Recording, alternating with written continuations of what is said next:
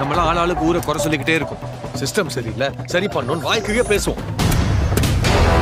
ஆனா அதை சரி செய்யறதுக்கு ஒரு துரும்ப கூட கிள்ளி போடுறது இல்ல.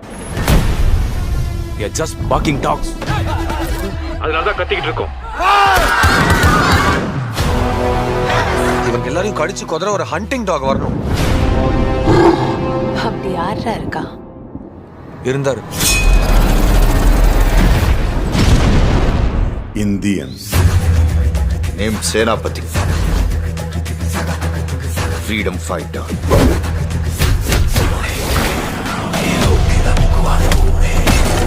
என்ன கர்மம் சார் இது? கர்மம் இல்ல, வர்மம்.